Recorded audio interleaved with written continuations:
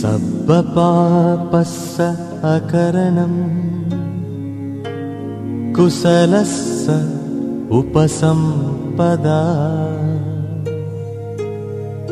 सचित्त पर्योदपनम् एतं बुद्धानं शासनम्।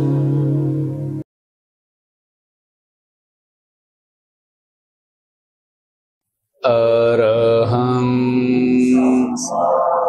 सम्बुद्धो भगवान् भगवन्तं अभिवादये। साकारो नमो धम्मं नमस्सामि सुपटिपन्नो भगवतो साधुसङ्घो संघं नमामि। ओकासवन्दामि भन्ते द्वारकैनं गतं सर्वापराधमस्तु मे भन्ते द्वितीयं वियोगासवन्दामि भन्ते द्वारकैनं गतं सर्वापराधमस्तु मे भन्ते तृतीयं वियोगासवन्दामि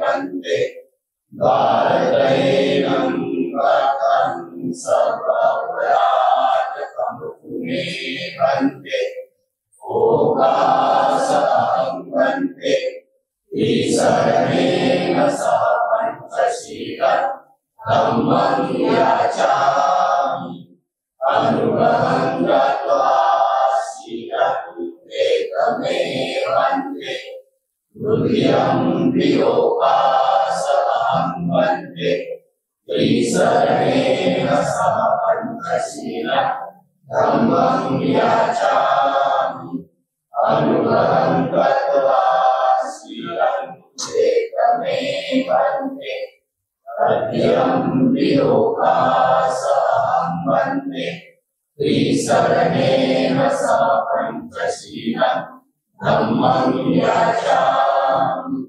अनुग्रहं दत्त्वा शीलं एकमेव भन्ते। हा, तुम्ही आता याचना केलत ओकास। ओकास शब्दाचा अर्थ कोणाला माहितीये? फक्त हात वर करा, कोणी सांगू नका, फक्त हात वर करा.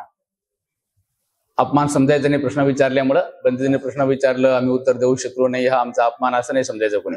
दादा खाली काहीतरी अंथरून घ्या किंवा हे जरी घ्या, मला दुसरं काहीतरी पायाखाली ठेवू. हा, त्याच्यामागं कारण आहे. कारण बुद्ध सुद्धा जेव्हा घर सोडून गेले, सुरुवातीला बुद्धत्व प्राप्त होण्याच्या अगोदर सुद्धा आणि बुद्धत्व प्राप्त झाल्यानंतर सुद्धा गवत काही टाकून त्यावर बसत होते, खाली बसत नव्हते. काहीतरी अंथरून त्यावर बसत होते. आणि त्यामागं कारण आहे, आपण विजेला अर्थिंग देतो ना, आपल्या मनामध्ये कोणते पण विचार येतात तरी एक विशेष प्रकारचे संवेदना शरीरात उत्पन्न होतात. आज आपण धम्माचा अभ्यास करतो, साधना करतो, प्रवचन ऐकतो, तर आध्यात्मिक ऊर्जा जी आपल्या शरीरात उत्पन्न होते त्याला अर्थिंग नाही मिळावं, त्या अर्थिंग नाही मिळावं, स्टोर व्हावं, त्यासाठी असं पुस्तकात लिहिलेलं आहे. हा, ओकास शब्दाचा अर्थ कोणाला माहितीये? फक्त हात वर करायचं, अपमान समजायचं नाही कुणी. कारण प्रश्न विचारले की काही लोकांना अपमान वाटतं.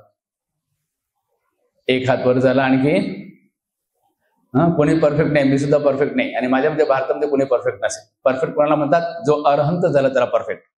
आणि माझ्यामध्ये भारतात कोणी अरहंत नाहीये, असं माझं वैयक्तिक मत आहे. जर कोणी असेल अरहंत, चांगली गोष्ट आहे, आनंदाची गोष्ट आहे, पण भारत देशामध्ये मला नाही वाटत कोणी अरहंत असेल. हा, म्हणजे कोणी परफेक्ट नाही, मी सुद्धा नाही, कोणीच नाही. हा, ओकास म्हणजे नाही माहित असायला पाहिजे ना, आहे ना, माहित असायला पाहिजे ना. 68 वर्ष झाली, ठीक आहे, मी आता सांगतो, लक्षात राहायला पाहिजे. रेकॉर्डिंग करावं, काही जणांकडे रेकॉर्डिंग चालूच आहे. ओकास म्हणजे अवकाश द्या. 1956च्या काळातले आपले पूर्वज कोणी शिकले नाही शिकले, क्वचितच कोणी शिकलेले होते, पण आज तर सर्व शिकलेले आहेत ना. 10 मिनिटं मोबाईलचं लाड कमी करायचं. मोबाईल मध्येच अडकलेले असतात छोटे बच्चे पण मोठे पण. 10 मिनिटं मोबाईल, रोजचं एक वाक्य अभ्यास होऊ शकतं ना. तर माझं एकच वाक्य, हे अवघड नाही ना, एक वाक्य आहे ना. उकास म्हणजे अवकाश द्या. बर. उकास वंदामी बंदे. वंदामी बंदे म्हणजे माहिती, वंदन करतो, बंदीचं वंदन करतो. त्यानंतर द्वारत येन. द्वारत येन शब्दाचा अर्थ कोणाला माहिती? हातवर करा, फक्त हातवर करा. किती लोकांनी हातवर केलं सांग रे बाळा, मला मोजून सांग. किती लोकांनी हातवर केलं तो सांग. किती लोकांनी हातवर केलं बघ. कोणीच नाही केलं. द्वारत येन म्हणजे काया वाचा मने, शरीरानं मनानं वाणीनं, माया कतंग माझ्याकडून घडलेले, सब्बंग अपराधं सर्व अपराध, खम तू म्हणजे क्षमा करा, मे म्हणजे मला बनते. पहिल्या याचनेचा अर्थ, बनतेजी आमच्याकडून कळत न कळत काया वाचा मनाने धम्मप्रती काही अपराध घडला असेल तर आम्हाला क्षमा करा. दुसरा याचनेचा अर्थ, आम्हाला 30 शरण पंचशील देऊन अनुग्रहित करा. 30 शरण म्हणजे बुद्ध धम्म संघाला समर्पित होणे. 5 शील म्हणजे हत्या, चोरी, व्यभिचार, खोटं, मादक पदार्थापासून अलिप्त राहतो अशी प्रतिज्ञा. 30 शरण बुद्ध धम्म संघाला समर्पित. बुद्धं शरणं गच्छामीचे 2 अर्थ होतात. बुद्धाला शरण जातो, बुद्धाला अनुसरतो. आणि तुम्ही याचना करताना त्रि म्हणाले, त्रिशरण, त्रि नाही ती शरणेन. आणि सस्याचं स, शहामृग श नाही, मराठीमध्ये 3 स आहेत. सस्याचं, शहामृग, षटकोणाचं. पाली साहित्यात एकच आहे, सस्याचं स. ती शरणेन, त्रि नाही. म्हणजे काही जण त्रि म्हणाले, काय सगळेच म्हणाले, पण काही जण त्रि म्हणाले. त्रि नाही, ती शरणेन. तर बुद्धं शरणं गच्छामीचे 2 अर्थ. बुद्धाला शरण जातो, बुद्धाला अनुसरतो. धम्माला शरण जातो, धम्माला अनुसरतो. संघाला शरण जातो, संघाला अनुसरतो. दोन्हीचा अर्थ एकच आहे. जगातील सगळे बुद्ध शरणं गच्छामी म्हणतात. आपण भारतीय बुद्धाबद्दल, आणि बौद्धच नाही, कोणाही समाजाचे असो जे धम्माच्या मार्गावर आले ते, बौद्ध असो का अबौद्ध असो, त्याचे काही घेणे दिले नाही. जे धम्माच्या मार्गावर आले, धम्माचा अभ्यास करत आहेत. तर भारत देशातले शरणं गच्छामी जे म्हणतात ते कसं म्हणतात? खरं खरं म्हणतात का खोटं खोटं म्हणतात? शरणं गच्छामी सर्वजण म्हणतात. तर आपल्या देशातील लोक जे शरणं गच्छामी म्हणणारे आहेत ते खरं खरं म्हणतात का खोटं खोटं म्हणतात? खरं खरं म्हणणारे खूप थोडे, क्वचित. बाकी सगळं खोटं खोटं. असं म्हणलेलं आवडत नाही ना, स्पष्टीकरण देतो. बुद्धाला शरण न जाता बुद्धं शरणं गच्छामी म्हणणं खोटं बोलणं आहे ना, बरोबर? धम्माला शरण न जाता धम्मं शरणं गच्छामी खोटं बोलणं आहे ना. संघाला शरण न जाता संगम शरणं गच्छामी खोटं बोलणं आहे ना. ए बच्चा, सीधा बैठने का, कमर पीठ गर्दन सीधी. And not only now, but remember this all over life. Our back end should be straight all the time. तर शरण न जाता शरणं गच्छामी खोटं बोलणे. 1000 वेळा शरणं गच्छामी काय होणार आहे? खरोखर शरण गेलं बुद्ध धम्म संघाला तर कल्याण होणार आहे. आणि बुद्धाला शरण जाणं तर खूप दूरची गोष्ट. मॅक्झिमम लोकांना बुद्ध म्हणजे काय तेच नाही माहिती. बुद्ध शब्दाचा अर्थ माहित आहे ना, बुद्धं शरणं गच्छामी. बुद्ध म्हणजे माहित आहे ना, बुद्धाची फोटो मूर्ती आणून ठेवल्या करता. काय प्रकारे नियमानुसार बोलायचं असेल तर ज्यांना बुद्धाची शिकवण आवडती त्यांनी बुद्धाची फोटो मूर्ती घरी ठेवावी, बरोबर ना? आणि बुद्धं शरणं गच्छामी, समजा आता शाळेचे मुलं मुली, तुमच्या परिसरात जे काही शाळा कॉलेज आहे, मुलं मुली आहेत, विद्यार्थी, त्यांना म्हणा, ए मुलांनो, अभ्यास करायचा नाही रे, बिलकुल नाही करायचा अभ्यास, अजिबात नाही. मग काय करायचं? टीचरची फोटो मूर्ती ठेवा, सजावट करा, फुलं वगैरे वगैरे, आणि गाणं म्हणा, टीचर शरणं गच्छामी, शाळा शरणं गच्छामी, पुस्तक शरणं गच्छामी. कल्याण होणार आहे का मुलांचं? कल्याण कशाने होणार आहे? टीचरनं जे शिकवलं त्याचा अभ्यास केलं तर कल्याण होणार, बरोबर? बुद्ध हे टीचर आहेत ना, संपूर्ण विश्वातले, ब्रह्मांडातले सर्वात मोठे गुरु आहेत ना. या गुरुजीनं, या टीचरनं जे शिकवलं ते अभ्यास केलं तर कल्याण होणार आहे. अभ्यास न करता फक्त मूर्तीसमोर बसून शरणं गच्छामी म्हणल्याने कल्याण होणार आहे का? हे जर शरणं गच्छामी म्हणायचं नाही असं म्हणत नाही, म्हणायचं, पण ते खरोखर त्यांनी शिकवलेला अभ्यास केलं तर कल्याण होणार. आजारी पडलो इथून पुढं तर इलाज उपचार न करता डॉक्टरची फोटो मूर्ती ठेवून सजावट करायचं, डॉक्टर शरणं गच्छामी, दवाखाना शरणं गच्छामी, औषधी शरणं गच्छामी, कल्याण होणार आहे का? अभ्यास केल्यानं कल्याण होणार आहे. तर आज सर्वजण शरणं गच्छामी नमो तसं म्हणतात, पण बुद्धांनी सर्वांना परवानगी दिली का नमो तसं शरणं गच्छामी म्हणायची? दोघांना परवानगी दिली. कोणते दोघं? एक जे धम्माचा अभ्यास करत आहेत, किंवा ज्यांनी आजपर्यंत नाही केलं तरी इथून पुढे करणार आहेत. जे अभ्यास करत आहेत किंवा ज्यांना करायचं आहे त्यांना परवानगी दिली. अभ्यास एक शब्द नाही करणार, पण शरणं गच्छामी नमो तसं रोज म्हणणार, काही उपयोगाचा नाही, दिखावा झाला. ते समजते ना सर्वांना? तर खरोखर शरण गेलं बुद्ध धम्म संघाला तर कल्याण. तर बुद्धाला शरण तर दूर, बुद्ध म्हणजे काय तेच माहित नाही. तुम्ही लहानपणापासून वेरमणी, सिक्खापदं, समाधी म्हणता ना. सिक्खापदं शब्दाचा अर्थ कोणाला माहिती? हातवर करा. हे बालवाडीचे प्रश्न आहेत बरं का, बालवाडीचे प्रश्न आहेत. सिक्खापदं शब्दाचा अर्थ कोणाला माहिती? हातवर करा. एकही हातवर होत नाही. ए लड़का एक भी हाथ वर नहीं ऊपर नहीं हो रहा है, नहीं माहिती? ए बच्चे लोग कितने बच्चे यहाँ पर? 1 2 3 और कितने हैं? ए बच्चे लोग तुम्हाला मम्मी पप्पा अभ्यास कर म्हणतात ना? म्हणतात ना? आणि मम्मी पप्पा अभ्यास करतात का?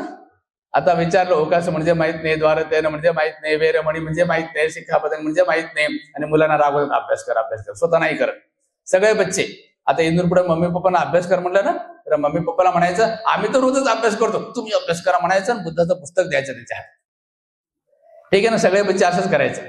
अभ्यास कर मम्मी पप्पा म्हणतात ना, आम्ही रोजच करतो अभ्यास, तुम्ही करा म्हणायचं, द्यायचं बुद्धाचं पुस्तक हातात. आणि मम्मी पप्पाला सांगायचं, सगळ्या मुलींनी रोज म्हणायचं मम्मी पप्पा आम्हाला धम्म पण शिकायचे, आम्हाला धम्म कोण शिकवणार, आम्हाला धम्म कधी शिकवणार, रोज म्हणायचं मम्मी पप्पा. शाळा कॉलेज शिकवतात ना मम्मी पप्पा, शाळा कॉलेजला पाठवतात, धम्म रोज म्हणायचं आम्हाला धम्म शिकायचे, बुद्धाचं धम्म शिकायचे म्हणायचं. ठीक आहे? हा, शिखापदंग नाही माहिती. बर, वेरमणी शब्दाचा अर्थ कोणाला माहितीये? नाही. समाधी म्हणजे एकही हातवर होत नाही. आज जर बाबासाहेब राहिले असते, उदाहरणार्थ राहिले असते, तर खुश झाले असते का? मग अभ्यास करा, शिका, संघटित व्हा, संघर्ष करा. म्हणजे पहिलाच शब्द शिका. शिका शब्द सुद्धा बिघडवला आपण. शिका शब्दाला फक्त शाळा कॉलेजपर्यंत मर्यादित केलं, किंवा बाकीचे कॅम्प्युटर वगैरे वगैरे, ड्रायव्हिंग वगैरे बरंच काही शिकतो, पोहायला शिकतो वगैरे. धम्म सोडून बाकीच्या गोष्टी शिकतो. 22 धम्माला महत्व दिलं. धम्म शिका, बाकीच्या गोष्टी शिका. आपण धम्म शिका, कल्याण त्याच्यानं होणार आहे. बाकीचं सगळं शिकणार पण धम्म नाही शिकणार, तर बाकीच्या शिकण्याचा दुरुपयोग होऊ शकतो. आज शिकले लोक किती भ्रष्टाचार, किती करप्शन किती चालू आहे. बाबासाहेबने उच्च शिक्षण घेतलं, करोडोंचं कल्याण केलं, आणि आजकाल लोक उच्च शिक्षण घेऊन भ्रष्टाचार, करप्शन, लूटपाट, काय काय काय काय आगोपणा होत आहे. का बरं? बाबासाहेबने उच्च शिक्षण घेतलं, आजकाल लोक उच्च शिक्षण घेतात, दोघे उच्च शिक्षण घेतात, मग असा फरक का? कारण बाबानं उच्च शिक्षण सोबत धम्म पण शिकलं, म्हणून आपलं कल्याण, करोडोंचं कल्याण. धम्म नाही शिकलं तर भ्रष्टाचार. तर ठीक आहे. द्वारतयन म्हणजे सांगितलं तुम्हाला काय व्हायचं म्हणे. शिखापदंग म्हणजे शिकवण.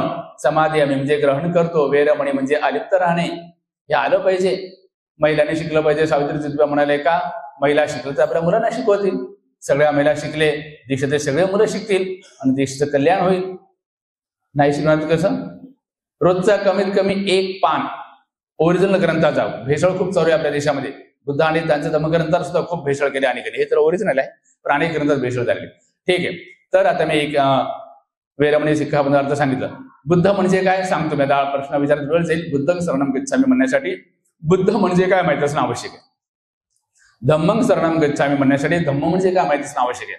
संघम शरणमसाठी संघ म्हणजे काय माहिती असणं आवश्यक आहे. बरोबर आहे ना? बुद्ध म्हणजे माहिती आहे. बुद्धं शरणं गच्छामि काय उपयोग आहे? हजारला म्हणून काय उपयोग नाही. तर बुद्ध शब्दाचा अर्थ एक तर होतच आहे.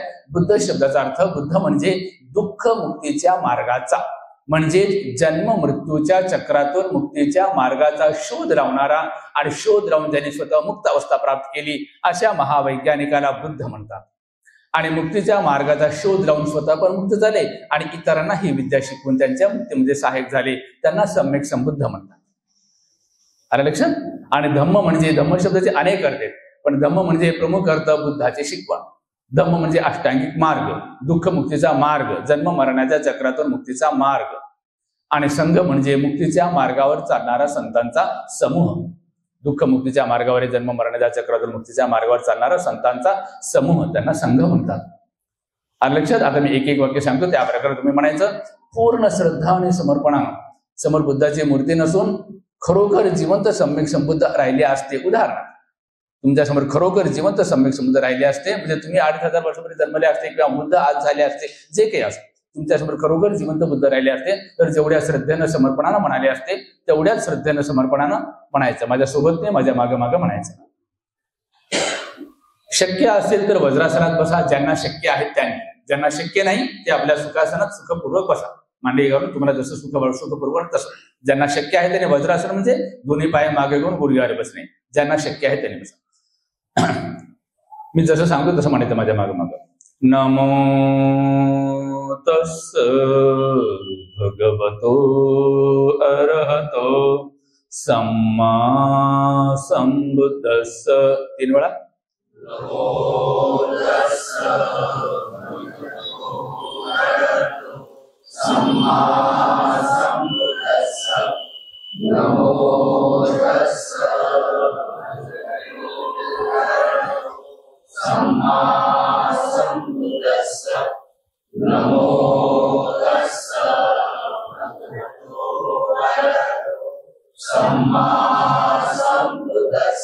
बुद्धं शरणं गच्छामि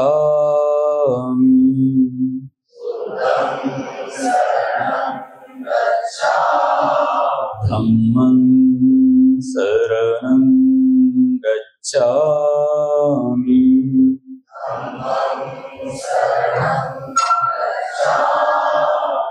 संघं शरणं गच्छामि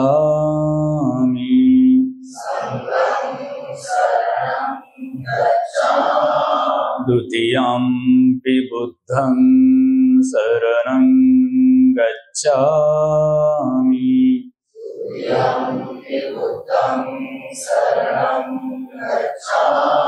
द्वितीयंपि धम्मं शरणं गच्छामि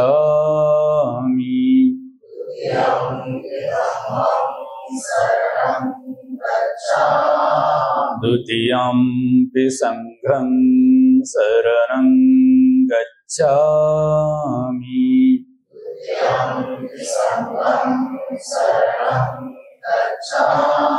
तृतीयंपि बुद्धं शरणं गच्छामि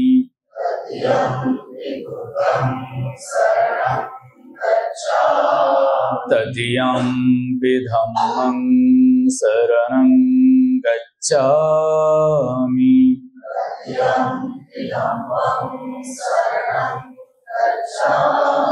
तृतीयंपि संघं शरणं गच्छामि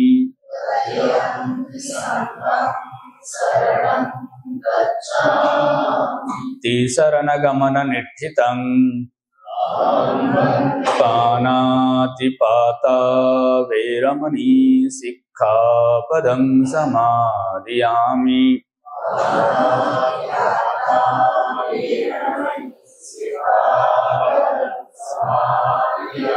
अदिन्नादाना वैरमणी सिक्खापदं समादयामि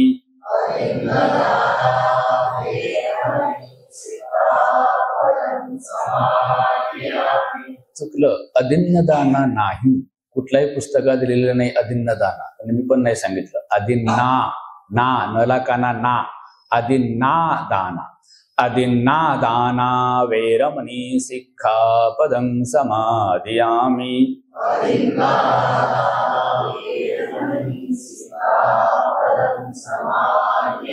कामेषु मिथ्याचारा वैरमणी सिक्खापदं समादयामि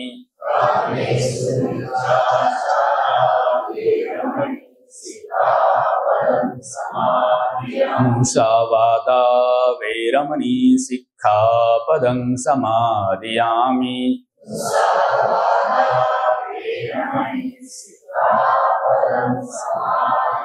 सुरामेरय्य मज्जपमादठाना वैरमणी सिक्खापदं समादयामि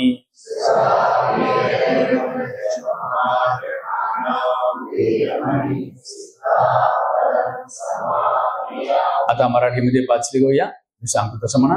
मी कोण्याही प्राण्याची हत्या करणार नाही. मी चोरी करणार नाही. मी व्यभिचार करणार नाही. मी खोटे बोलणार नाही. मी कोणत्याही प्रकारचे मादक पदार्थ सेवन करणार नाही. अशी मी बुद्ध आणि बोधिसत्वांच्या प्रतिमेसमोर बसून प्रतिज्ञा करतो. तिसरणेन सह पंचशीलं धम्मं साधुकं सुरक्षितं कत्वा अपमादेन शील संपादेथ. साधु साधु साधु बुद्धं नमामि धम्मं नमामि संघं नमामि अहं वन्दामि सर्वदा. आता आम बनते म्हणाला तुम्ही सर्वजण. आम शब्दाचा अर्थ कोणाला माहिती? हात वर करा. तुम्हीच म्हणालात ना आम बनते.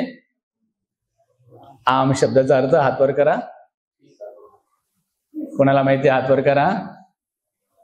अरे बच्चा कोई भी हाथ ऊपर नहीं कर रहे. हा आम म्हणजे हो, आम बनते म्हणजे हो बनते. काय हो बनते? हे जे शेवटचं वाक्य म्हणालो, तिसराने नसा पंचशीलम धम्मं साधुकं सुरक्षितं कृत्वा वगैरे वगैरे जे म्हणालो ना, ह्याचा अर्थ आहे आयुष्यभर परिशुद्ध रूपात शील सुरक्षित ठेवून गंभीरपणे दृढतेनं धम्माचा अभ्यास करा. आम बनते हो बनते. अभ्यास करा आयुष्यभर हो बनते. अभ्यास करा हो बनते. हो बनते लहानपणापासून हो हो करत मात्र नाही. खोटं बोलणं जरा नाही. अभ्यास करा हो बनते. हो बनते करत मात्र नाही. अभ्यास करायचा. सर्वजण मोबाईल सायलेंट मोडला करा. मोबाईल सायलेंट मोडला सर्वजण. हा आता काय याच्यानंतर वंदनेच्या गाथा का प्रवचन काय करायचं? प्रवचन. ठीक आहे. आज आणि उद्याच प्रवचन आहे. 17 तारीख 3 तारीख लिहिलेले आहे, पण 17ला मी नाही राहू शकणार बहुतेक. 17ला बहुतेक मी दुपारी 3-4 वाजता निघेन इथून. आता आपण बुद्धं नमामि धम्मं 3 वेळा म्हणालो ना, धम्मं नमामि संघं नमामि. तर बुद्धं नमामि कसं करायचं?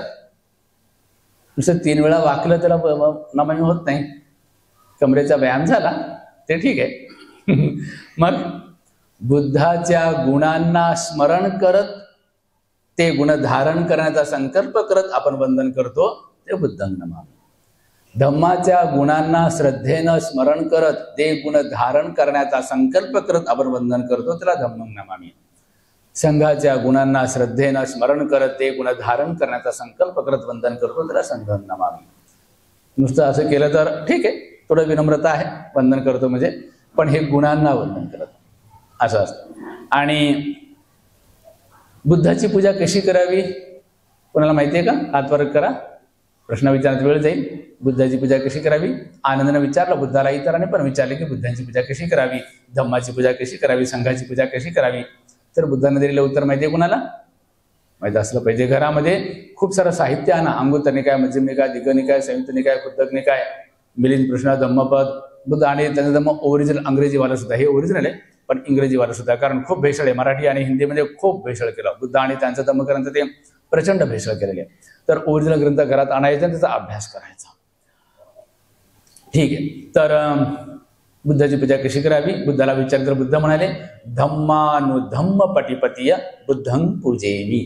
धम्मानुधम्म पटिपतीय धम्मं पूजेमी. धम्मानुधम्म पटिपतीय संघं पूजेमी. हीच बुद्धाची धम्माची संघाची पूजा आहे. धम्मानुधम्म पटिपतीय. पटिपतीय म्हणजे प्रतिपादन करणे, कदम कदम चलना, त्या मार्गावर चालणे, मार्गक्रमण करणे, धम्माच्या मार्गावर चालणे. धम्मानुधम्म पटिपती म्हणजे प्रतिपादन करणे. धम्मानुधम्म, धम्माचं अनुसरण करणे, अनुकरण करणे. धम्म अनुधम्म, एक तर अनुसरण करणे, अनुकरण करणे. दुसरा अर्थ धम्म अनुधम्म, स्थूल धर्म से लेकर सूक्ष्म धर्म तक. दान से शील, शील से समाधी, समाधी से प्रज्ञा, प्रज्ञा से निर्वाण. धम्माच्या मार्गावर चालणे, निर्वाणाच्या मार्गावर चालणे, हीच बुद्धाची पूजा, हीच धम्माची पूजा, हीच संघाची पूजा. बाकी कुठल्याही प्रक्रिया होऊ शकत नाही. बाकी कुठल्या प्रक्रिया संघाची पूजा होऊ शकते. बाकी सगळं काही करू आम्ही, पण धम्माचा अभ्यास नाही करू, तर ते बुद्ध धम्माची पूजा नाहीये. तर हे लक्षात ठेवायचं. बुद्ध धम्म संघ शब्दाचा अर्थ सांगितलं. जे नीट लक्ष देऊन ऐका, किंवा मोबाईलमध्ये ऑडिओ रेकॉर्डिंग किंवा व्हिडिओ रेकॉर्डिंग ते पण करा, किंवा हे आता इथं रेकॉर्डिंग चालू आहे हे पण तुम्ही मागवू शकता, किंवा आपल्या मोबाईलमध्ये ऑडिओ व्हिडिओ रेकॉर्डिंग चालू ठेवा. घरात रोज साधना करायची. आणि बुद्ध म्हणतात 5 गोष्टी अतिशय दुर्लभ आहेत. या 5 गोष्टी सुलभ झाले तर मनुष्य जीवन सार्थक आहे, नसता मनुष्य जीवन व्यर्थ वाया गेला. 5 गोष्टी अतिशय दुर्लभ आहेत. कोणत्या 5 गोष्टी? पहिला आहे बुद्ध उत्पादो दुर्लभो लोकस्मी. बुद्धाचं उत्पन्न होणं दुर्लभ आहे, अतिशय दुर्लभ आहे, अतिशय दुर्लभ आहे. एक सम्यक संबुद्ध आणि दुसऱ्या सम्यक संबुद्धामध्ये किती अंतर असतो? अंतराल किती गॅप असतो? निश्चित असा गॅप नाही. कधी कमी गॅप तर कधी जास्त गॅप. तर जास्तीत जास्त गॅप किती असतो 2 बुद्धामध्ये? 1च्या पुढे 140 शून्य एवढे कल्प. 1 असंख्येय कल्प म्हणजे 1च्या पुढे 140 शून्य एवढे कल्प. हा 2 बुद्धामध्ये जास्तीत जास्त गॅप आहे. प्रत्येक एवढा गॅप नसतो, हा जास्तीत जास्त गॅप आहे. कधी अरबो खरबो कल्पाने बुद्ध होतात, कधी करोडो कल्पाने, कधी लाखो कल्पाने, कधी हजारो कल्पाने, कधी शेकडो कल्पाने, कधी 10, 20, 50 कल्पाने पण बुद्ध होतात. आणि कधी कधी एकाच कल्पाने 2, 3, 4, 5 बुद्ध होतात. जास्तीत जास्त 5. 2, 3, 4, 5. वर्तमान कल्प हे सर्वोत्तम कल्पांपैकी एक आहे. या कल्पामध्ये 5 सम्यक संबुद्ध आहेत वर्तमान कल्पात. 3 झाले अगोदर, ककुसंद, कोनागमन आणि कश्यप. याच कल्पामध्ये 3 सम्यक संबुद्ध झाले. चौथे सिद्धार्थ गौतम आणि एक आणखी होणार आहेत मैत्रेय याच कल्पामध्ये. एकाच कल्पात 5 सम्यक संबुद्ध असले तरी सुद्धा एक बुद्ध आणि दुसऱ्या बुद्धामध्ये करोडो वर्षांचा गॅप. कारण कल्प खूप मोठा असतो. कल्प म्हणजे या सौरमंडलचं सौरमंडलचं आयुष्य अनेक करोडो वर्षांचा एक कल्प, अनेक करोडो वर्षांचा. तर एकाच कल्पात 5 बुद्ध आहेत. वर्तमान कल्पात 3 झाले. चौथे सिद्धार्थ गौतम आणि एक आणखी होणार आहे. एकाच कल्पात 5 बुद्ध असले तरी एक बुद्ध दुसऱ्या बुद्धात करोडो वर्षांचा गॅप. कारण कल्प खूप मोठा असतो. तरी पण आणखी चांगल्या प्रकारे आपण समजून घेऊ की बुद्ध उत्पन्न होणं किती दुर्लभ आहे. तर सिद्धार्थ गौतम बोधिसत्व कधी झाले? बोधिसत्व म्हणजे असा व्यक्ती जो भविष्यात सम्यक संबुद्ध होणार आहे, अशा व्यक्तीला बोधिसत्व म्हणतात. तर सिद्धार्थ गौतम बोधिसत्व कधी झाले? आजच्या 4च्या पुढे 140 शून्य प्लस 1,00,000 एवढ्या कल्पांपूर्वी बोधिसत्व झाले सिद्धार्थ गौतम. म्हणजे बोधिसत्व झाल्यानंतर सम्यक संबुद्ध होण्यासाठी सिद्धार्थ गौतमला किती काळ लागला? 4च्या पुढे 140 शून्य प्लस 1,00,000 एवढी कल्प लागली. अनेक जन्म. वर्तमान काळात आपल्या देशामध्ये विशेष करून बौद्ध समाजात अनेक जण पुनर्जन्म या शब्दाची ॲलर्जी आहे. अनेकांना ॲलर्जी आहे. पण गेल्या 5-6 वर्षापासून ॲलर्जी कमी झालेली आहे. 5-6 वर्षापूर्वी, 7-8 वर्षापूर्वी, 10-12 वर्षापूर्वी कोणीही भिक्षू असो का कोणी असो पुनर्जन्म शब्दाचा उल्लेख केले की आक्रमण करत होते लोक, त्याच्यावर हमला करत होते. कसला पुनर्जन्म भांडत होते. परंतु स्मार्टफोन आले, युट्यूबवर अनेक भिक्षूंचे प्रवचन आहेत, मोठ्या मोठ्या प्रसिद्ध भिक्षूंचे व्हॉट्सअपवर पण येत राहतात. त्यामुळे ते वाचून आता आक्रमण करणं, हमला करणं पुष्कळशा कमी झाले. 2019 पासून कोणी माझ्यावर आक्रमण केलेलं नाही पुनर्जन्म या शब्दाबद्दल. त्याआधी पुष्कळ झाले, शेकडो लोकांनी आक्रमण केलं. चलता राहिलं. तर बोधिसत्व झाल्यानंतर सम्यक संबुद्ध होण्यासाठी सिद्धार्थ गौतमला किती काळ लागला? 4च्या पुढे 140 शून्य प्लस 1,00,000 एवढी कल्प लागली. अनेक जन्म एवढे कल्प लागले. तर ह्या कालावधीमध्ये किती बुद्ध झाली? सिद्धार्थ गौतम बोधिसत्व झाले तेव्हापासून आतापर्यंत म्हणजे 4च्या पुढे 140 शून्य प्लस 1,00,000 एवढ्या कल्पामध्ये 28 बुद्ध झाले, ज्यांचे नाव आपल्याकडे उपलब्ध आहेत. पैकी 4 बुद्ध त्याच कल्पात झाले ज्या कल्पात सिद्धार्थ गौतम बोधिसत्व झाले. त्याच कल्पात 4 बुद्ध झाले आणि वर्तमान कल्पात 4 झाले, सिद्धार्थ गौतम आणि त्यांच्या आधीचे 3. हे 2 कल्प जर सोडली तर 4च्या पुढे 140 शून्य प्लस 1,00,000 एवढ्या कल्पामध्ये फक्त 20 बुद्ध झाले. इतकं दुर्लभ आहे बुद्ध उत्पन्न, इतकं दुर्लभ. आणि बुद्धाची विद्या पृथ्वीतलावर फक्त बुद्धांच्याच काळात राहते, बाकी कधीही नाही राहत. फक्त बुद्धाच्या काळात. सर्व बुद्धांचे 2 सत्र, प्रथम सत्र, द्वितीय सत्र. प्रथम बुद्ध शासन, द्वितीय बुद्ध शासन. गौतम बुद्धांचं प्रथम बुद्ध शासन संपलं आणि द्वितीय बुद्ध शासन सुरू झालं 1955ला. बुद्ध शासन जरी 2,500 वर्षाचं असलं आहे तरी सुद्धा धम्म फक्त 500 वर्ष राहणार आहे. 1955 पासून 500 वर्ष धम्म राहणार आहे. त्यानंतर जगात नाही राहणार. पुन्हा कोणी भविष्यात बुद्ध होतील. त्या 500 वर्षात 68 वर्ष गेली, आणखी 432 वर्ष शिल्लक आहेत. 432 वर्षानंतर धम्म संपणार आहे. पुन्हा भविष्यात कोणी बुद्ध होतील तेव्हा धम्म येईल पृथ्वीतलावर आहे. बाकी वेळेस धम्म नाही राहणार. म्हणजे इतकं दुर्लभ आहे बुद्ध उत्पन्न. फक्त बुद्धाच्या काळात धम्म राहतो, इतकं दुर्लभ आहे. आणि आम्ही गप्पा मारण्यामध्ये, मनोरंजन करण्यामध्ये, झगडे करण्यामध्ये, नशा करण्यामध्ये, झोपा काढण्यामध्ये, अनावश्यक कामामध्ये वेळ वाया घालवतो. बुद्ध उत्पन्न इतकं दुर्लभ आहे. आता दुसरं आहे, मनुष्य जीवन भेटणं दुर्लभ आहे, खूप दुर्लभ आहे. किती दुर्लभ आहे? बुद्ध म्हणतात, बुद्धवाणीमध्ये अंगुत्तर निकायामध्ये अनेक ठिकाणी लिहिलेले.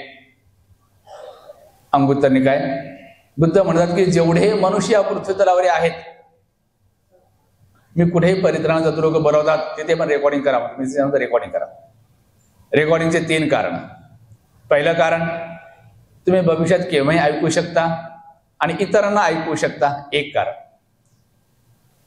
दुसरं कारण, मी सांगितलेलं खरं आहे खोटे शंका असेल, रेकॉर्डिंग आहे तुमच्याकडे, हजारो भिक्षूंना विचारू शकता, महाराष्ट्रातल्या, भारतातल्या, जगातल्या, किंवा मला संदर्भ रेफरन्स मागू शकता. दुसरं कारण. आणि तिसरं कारण, आमच्या सुरक्षेसाठी. लोक बरोबर ऐकत नाहीत आणि आमच्यावर आरोप लावतात. बंदीजी असं म्हणाले, बंदीजी तसं म्हणाले. तुम्ही तसं नाही म्हणालो, तुम्ही असंच म्हणाले बंदीजी, आम्ही ऐकून त्या दिवशी असंच बोललात तुम्ही. मी तसं नाही बोललो, तुम्ही असंच बोलत, बंदीजी खोटं बोलताय. त्या दिवशी असं म्हणालात आणि आता म्हणते की मी तसं म्हणालोच नाही. रेकॉर्डिंग असं कोणी आरोप नाही लावू शकणार. या 3 कारणासाठी कोणाच्याही घरी भोजनाला जातो, परित्राणा लोक भरवतात, रेकॉर्डिंग करा म्हणतो प्रत्येक गोष्ट. 3 कारण. तर मनुष्य किती दुर्लभ आहे. बुद्ध म्हणतात की जेवढे मनुष्य पृथ्वीतलावर आहेत हा नियम हजारो लाखो करोडो वर्षापूर्वी पण होता, आता पण आहे आणि भविष्यातही राहील, की जेवढे मनुष्य या पृथ्वी तलावर आहेत त्यातले जास्तीत जास्त मनुष्य मृत्यूनंतर दुर्गतीला, नरकात, पशुलोकात, प्रेतलोकात जातात. बुद्धाची वाणी सम्यक संबंधाची कॅमेरे समोर बोलत आहे. जेवढे मनुष्य पृथ्वी तलावर आहेत, पूर्वी पण हाच जन्मदा भूतकाळात करोडो वर्षापूर्वी, आता पण भविष्यात राहील, जेवढे मनुष्य आहेत पृथ्वी तलावर आहे, जास्तीत जास्त मनुष्य, अधिकांश मनुष्य मृत्यूनंतर दुर्गतीला, नरकात, पशुलोकात, प्रेतलोकात. आणि एकदा दुर्गतीला गेलं की अरबो खरबो जन्म किंवा कल्पच्या कल्प जातील, पुन्हा मनुष्याने भेटीची गॅरंटी नाही. कधी भेटेल माहिती नाही, कधी सांगता येत नाही. कधी कधी कल्पच्या कल्प जातात पण मनुष्याने भेटत नाही, अरबो खरबो जन्म जातात. आणि इतक्या प्रदीर्घ कालावधीनं जरी कधी मनुष्यजीवन आपल्याला भेटलं तरी मनुष्यजीवन फक्त काही वर्षांनी मृत्यून पुन्हा दुर्गतीची संभावना जास्त. आणि दुर्गतीला गेले की पुन्हा अरबो खरबो जन्म किंवा कल्पच्या कल्प जातील, मनुष्यजीवन भेटणं दुर्लभ आहे. इतकं दुर्लभ आहे मनुष्य. आणि जरी कधी मनुष्य भेटला आपल्याला अनेक कल्पांनी, तेव्हा बुद्धाचा धम्म राहील पृथ्वी तलावर याची काय गॅरंटी? कारण धम्म फार दुर्लभ आहे. 1च्या पुढे 140 शून्य एवढे कल्प, 2 बुद्धामध्ये जास्तीत जास्त गॅप आहे. भविष्यात जरी कधी आपल्याला मनुष्य भेटला तेव्हा धम्म राहिल्याची काय गॅरंटी? आणि धम्म नाही राहिला तर पशुतुल्य जीवन जाईल. पशुपक्षी काय करतात? लहानाचं मोठं व्हायचं, मुलांना जन्म द्यायचा, त्यांचा पालन पोषण करायचं, मरायचं. मनुष्य पण तेच करतील. पशुतुल्य जीवन काय फरक पडला? धम्म आहे तेव्हा मनुष्य भेटेल. बुद्ध उत्पन्न दुर्लभ आहे, म्हणजे धम्म दुर्लभ आहे आणि मनुष्य जीवनही दुर्लभ आहे. तर असा योगायोग कधी येईल की आम्हाला मनुष्य जीवन पण भेटला, त्यावेळी पृथ्वी तलावर धम्म पण आहे आणि आम्ही धम्माच्या संपर्कात आलो, धम्म समजलं सुद्धा आणि धम्माच्या अमरावती चालवतो. असा योगायोग पुन्हा कधी येईल? तरी पण लोकांनी बुद्धाला विचारले की भगवान उदाहरण देऊन सांगा मनुष्य जीवन किती दुर्लभ आहे. उदाहरण. तर बुद्धाने उदाहरण दिलं. 20 दिवसाच्या शिबिरामध्ये गोयंका गुरुजी पण ते उदाहरण देतात. कोणतं उदाहरण? आणि बुद्धवाणीमध्ये सुद्धा आहे. पृथ्वी तलावरचा संपूर्ण भूभाग म्हणजे आशिया खंड, अमेरिका खंड, आफ्रिका खंड, युरोप खंड, सगळे 7ही खंड म्हणून जेवढा क्षेत्रफळ आहे त्याहीपेक्षा मोठा एखादा समुद्र, म्हणजे पॅसिफिक समजा किंवा त्याहीपेक्षा मोठा समुद्र. त्या समुद्रात एका किनाऱ्यावरून कासव सोडा, तळहात एवढं कासव, दोन्ही डोळ्यांना आंधळं कासव, आणि हजारो मैल अंतरावरून दुसऱ्या किनाऱ्यावरून तळहात एवढा लाकडाचा तुकडा मध्यभागी छिद्र करून ते सोडा. उदाहरण आहे. ते कासव, ते लाकडाचा तुकडा कधी किनाऱ्याला नाही आला पाहिजे, कासव कधी मेलं पण नाही पाहिजे. उदाहरण आहे. समजा अमेरिकेच्या किनाऱ्यावरून कासव सोडलं आणि भारताच्या किनाऱ्यावरून लाकडाचा तुकडा सोडला. उदाहरण. और बॅकहँड शुड बी स्ट्रेट.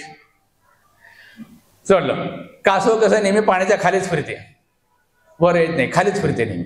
आणि लाकडा तुकडा पाण्याच्या वर, हजारो मैल पूर्व पश्चिम दक्षिण तर लाकडा तुकडा जसा हवा आले पाण्याच्या लाटावर तरंगते. कासव पाण्याच्या खाली बुडाला, हजारो मैल पूर्व पश्चिम दक्षिण तर फिरत आहे.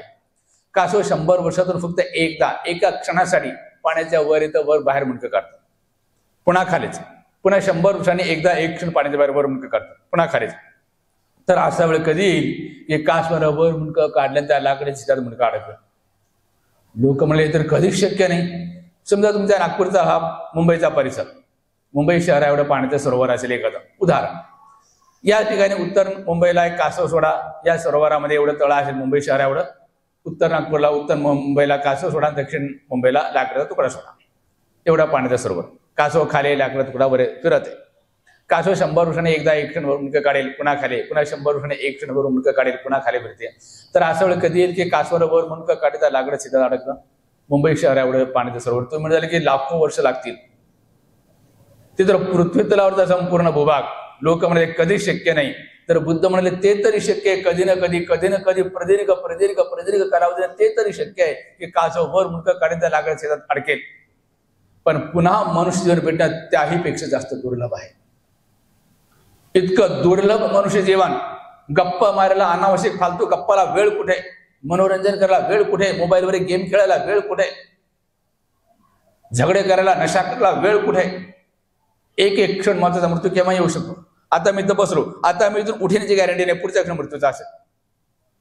आता मी आजच्या बाहेर निघण्याची गॅरंटी नाही, पुढचा आता मी इथून जिवंत निघतो का माझ्या डेड बॉडी बाहेर सांगता येत नाही, पुढच्या क्षण मृत्यूचा असेल. आजचा दिवस माझा शेवटचा असेल, केव्हाही मृत्यू होऊ शकतो. आणि जेव्हा मृत्यू येईल ना, पिता न रक्षा करू शके माता, कोणी रक्षा, आई वडील भाऊ बहीण पती पती कोणी रक्षा करू शकणार नाही, कोणीच रक्षा करू शकणार नाही. मृत्यू झडत भरून घेऊन जाईल. तर मृत्यू येण्याच्या आधी हे कोणासाठी जास्तीत जास्त मोठं दुर्गतीला जातात. पण मग लोकांनी विचारलं बुद्ध, मग आमचं कल्याण कसं होणार? बुद्धांनी धम्माचा अभ्यास करा. धम्मामध्ये 1%, अर्धा टक्का, पाव टक्का, 0.1% धम्माचा अंश तरी ज्या व्यक्तीमध्ये 0.1% जरी धम्म असलं, अनुभूती स्तरावर, बरं का, ऐकलेलं त्यांना ज्ञान नाही म्हणत, पुस्तकीत अभ्यास केला त्या ज्ञान नाही म्हणत, अनुभूतीजन्य ज्ञान, 4 आर्य सत्यांचं अनुभूतीजन्य ज्ञान, प्रज्ञा सम्यक दृष्टीचं अनुभूतीजन्य ज्ञान 0.1% जरी असेल त्याची दुर्गतीला जाण्याची शक्यता कमीच आहे, जाऊ शकतो पण जाणार नाही. 0.01% जरी धम्म आहे अनुभूती स्तरावर, प्रॅक्टिकली अनुभव, तरी दुर्गतीला जाण्याची शक्यता फार कमी आहे, तिथे नाही जाणार तो. कारण धम्म आहे ना, मनुष्यलोक देवलोक, मनुष्यलोक देवलोक, मनुष्यलोक देवलोकात जन्म घेत राहील, जोपर्यंत निर्वाण प्राप्त होणारे कितीही कल्प दुर्गतीला नाही जाणार. आणि जरी कोणा जन्मात काही चूक झालं, काही अपराध घडला आणि दुर्गतीला जरी गेला तरी एखादा जन्म लगेच पुन्हा मनुष्य दुर्गतीला जाणार नाही, गेला तरी एखादा जन्म लगेच पुन्हा मनुष्य गेलो. आणि धम्म नाही, पृथ्वी तलावरचा सर्वात मोठा सज्जन व्यक्ती, सर्वात जास्त शीलवान व्यक्ती, सर्वात जास्त दान करणारा, सर्वात जास्त सत्कर्म करणारा, सर्वात जास्त सद्गुणी व्यक्ती जो कोणी आहे पृथ्वी तलावरचा, परंतु धम्माचा अभ्यास नाही करत. पहिल्या नंबरचा शीलवान, पहिल्या नंबरचा दानी, सगळं सत्कर्म सद्गुण पहिल्या नंबरचा, पण धम्माचा अभ्यास नाही करत, तर त्या सत्कर्माचा पुण्याचा संग्रह जोपर्यंत आहे, 1 जन्म, 2 जन्म, 5 जन्म, 10 जन्म, 50 जन्म, 100 जन्म, 1000 जन्म, जोपर्यंत सत्कर्माचा पुण्याचा संग्रह आहे तोपर्यंत मनुष्य देवलोकात जन्मेल. आणि संग्रह संपला की दुर्गती आहेच तीच, आणि दुर्गतीला गेले की पुन्हा मनुष्य भेटणं फार दुर्लभ आहे. पण त्याच्या धम्माचा अंश आहे, दुर्गतीला जाण्याची शक्यता फार कमी, नाही जाणार, आणि जरी गेला तरी एखादा जन्म लगेच पुन्हा मनुष्य होतो. हे धम्म आपल्याला रक्षण करतात. तर मनुष्यावर इतकं दुर्लभ आहे, समुद्राने कासवाचं उदाहरण दिलं.